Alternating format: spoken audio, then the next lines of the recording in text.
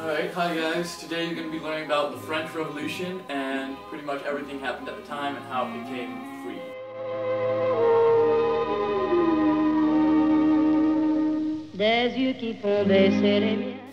Okay, so today we're going to be learning about the French Revolution. Now you have to realize that this revolution was probably the most influential about all the revolutions that were happening at the time period. There was poverty and taxes that were hurting the lower classes, which was known as the Third Estate, and this was pushing them to a very crucial breaking point. Okay, so in the beginning, which was stage 1, the majority of the Third Estate was dirt poor.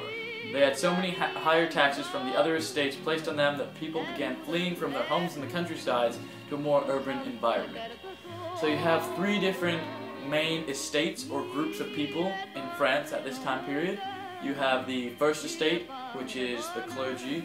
You have the Second Estate, which is the nobles, and the Third Estate, which is the majority of peasants. So these peasants were fleeing from the countryside to the urban environment because they thought that that would be a better life for them because they were getting taxed so heavily. Now this was a misconception that you could become more wealthy in the city, and it was often taken out of perspective. Everyone believed that you could move to the city to become more wealthy, but people often, when they moved to the city, the only way they really made money was from prostitution and begging. So stage 2 of the French Revolution would be that when all the begging was happening. Begging was an extremely popular way for peasants to make money. They would often either fake an injury or actually cause themselves harm just so others would feel sorry for them and pay them more money. Now this is where things get a little bit different from other revolutions. Take the American Revolution for example. Mercantilist Britain was trying to tax the Americans too much and eventually pushed them overboard where they had to rebel and literally throw the Britons out of America. In France, however, the heavily taxed populace decided to have an almost more civilized way of dealing with the problems.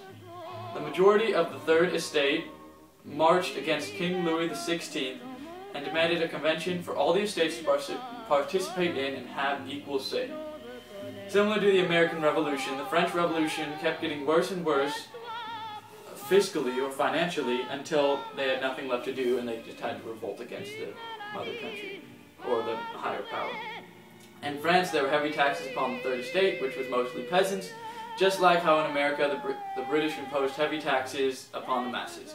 Both had heavily fiscal problems before the revolts happened, and it is very hard to differentiate the difference between the second and third stages. Things could definitely be seen when the Third Estate rose against the First Estate and at the Estates General. The First Estate was made up of the clergy, the second was made up of the nobles, and the third was mostly peasants and everyone else like farmers. The First Estate was not a large population at all, although they had a lot of power, and they were the ones that were imposing the taxes in the first place. During the French Revolution, the Enlightenment had a big impact on everything that was happening at the time. Revolutionary thinkers such as Voltaire radically influenced the outcome in France. Voltaire advocated for free religion, expression, and the separation of church and state. And this was something that was seen as like very radical and that needed to be changed because there was such a monarch and the church was involved with all the things that were happening in the government and they wanted to separate it and they wanted to make it more fair on everybody else. Things like the compact theory relates to the French Revolution, and this was happening in America at the same time. Compact theory is where you're taking away power from the higher up class, the people with all the power, and spreading it out to the majority of the people. And this was very influential, and this is what many of the people in France wanted at the time because the Third Estate highly outnumbered all of the other estates, yet they didn't have as much power. There was a huge population boost in the Third Estate, or all across France. There was a general consensus that more children were needed to work more on the fields because they were having more and more people, so they needed to have more work, more food.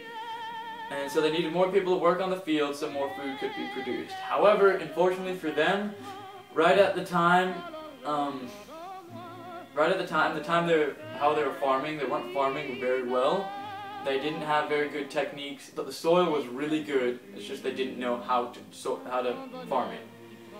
And at the time of the huge population boost, there was a massive drought that struck, and hardly any of the crops were grown at all.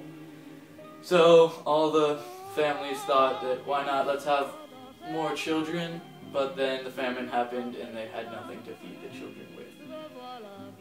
This was a major concern at the Estates General, even from people up from other estates helped out each other, with leaders like Marat and Danton pushing a new France. It was hard for the government to resist. Okay, so the last stage, which is our stage 4, is when everything was changing. This is when actually things became changed. Things actually got done at this time. The Declaration of the Rights of Man and of the Citizen was created, and this was created during the Estates General, when all of the estates came together to decide what needed to be changed. This had many similar aspects to the Declaration of Independence. All men were to be seen as equals, even though there's different classes, even though you can still have nobles and peasants, they're all seen as equals. Men were innocent until proven guilty, and there was a major push for women's rights.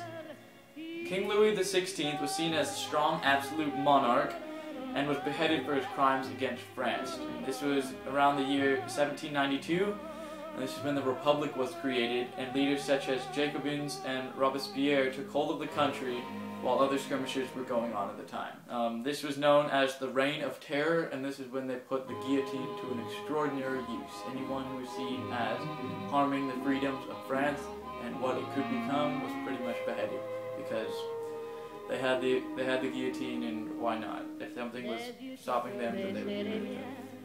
A governmental group called the Directory then replaced Jacobins and Robespierre with a new leader, Napoleon Bonaparte.